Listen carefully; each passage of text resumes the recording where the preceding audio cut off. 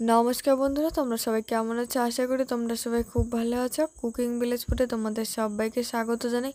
বন্ধুরা, আজকে আমি রান্না করব কুমড়ো শাকের ডগা দিয়ে খুব সুন্দর একটা খুব সহজ রেসিপি। আশা করি ভিডিওটা তোমাদের ভালো লাগবে, আর ভালো লাগলে ভিডিওতে অবশ্যই একটা লাইক করো। তাহলে চলো, কুমড়োর ডগা দিয়ে আজকে আমি খুব সুন্দর আর খুবই সহজ রেসিপি তোমাদের সঙ্গে শেয়ার করব। আশা করি তোমরা খুব সহজে এই রান্নাটা করতে পারবে। এতটাই সহজ এই রেসিপি, 10 মিনিটে রান্না হয়ে যাবে বন্ধুরা। আর যারা রান্না না করতে পারো তারাও কিন্তু এই রান্নাটা খুব সহজেই করতে পারবে, এতটাই সহজ।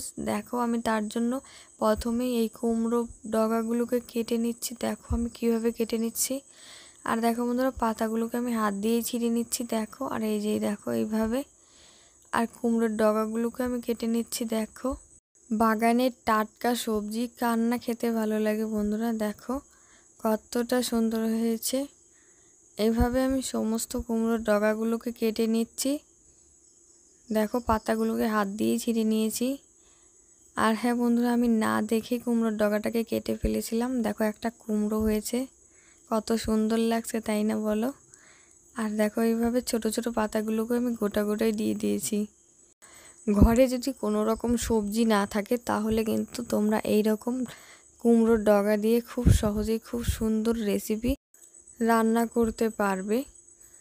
আর এইভাবে সমস্ত কুমড়োর ডগা কেটে নেওয়া হয়ে গেছে বন্ধুরা। চলো এখন রান্নাটা করে নেওয়ার পালা। আর আমি এখানে কিন্তু একটা আলু আর একটা বেগুন আর কয়েকটা কাটি কচু দিয়েছি। তোমরা যদি না চাও তাহলে একটা আলু দিয়েও করতে পারো এই রান্নাটা, খুবই সহজ। চলো, 10 মিনিটে রান্না হয়ে যায় বন্ধুরা। আর তার জন্য এখানে আমি কড়াইয়ে জল দিয়ে দিয়েছি। আর হ্যাঁ বন্ধুরা, জলটা কিন্তু একটু বুঝে দিতে হবে। জলটা খুব ভালোভাবে ফুটে গেলে তারপরে কেটে রাখা কুমড়োর ডগা আর কেটে রাখা কিছু সবজি আমি এর মধ্যে দিয়ে দিলাম। আর এখন দিয়ে দেবো চেরা কাঁচা লঙ্কা। আর হ্যাঁ বন্ধুরা, এই শাক দিয়ে তরকারি করলে একটুখানি ঝাল ঝাল না হলে ভালো লাগে না, তার জন্য আমি লঙ্কার পরিমাণটা একটু বেশি দিয়েছি। তোমরা চাইলে এই লঙ্কার পরিমাণটা কম করেও দিতে পারো। আর দিলাম পরিমাণ মতো লবণ আর একটুখানি হলুদ দিয়েছি। তারপরে আমি 2 মিনিটের জন্য ঢেকে দিয়েছি। আর হ্যাঁ বন্ধুরা, তোমরা যদি না চাও হলুদ দিতে, নাও দিতে পারো, হলুদটা স্কিপ করতে পারো। আমি একটুখানি দিয়েছি, না দিলেও হয় হলুদ। এইভাবে 2 মিনিট 4 মিনিট রান্না করে নেওয়ার পরে দেখো বন্ধুরা, সবজিগুলো আমার সেদ্ধ হয়ে গেছে। আর এখন আমি নামিয়ে নেব। আর নামিয়ে নিয়ে আমি কড়াই ফোড়ন দেব। ফোড়ন দেওয়ার জন্য আমি কড়াই দিয়ে দিলাম সর্ষের তেল। তেলটা খুব ভালোভাবে গরম হয়ে গেছে বন্ধুরা।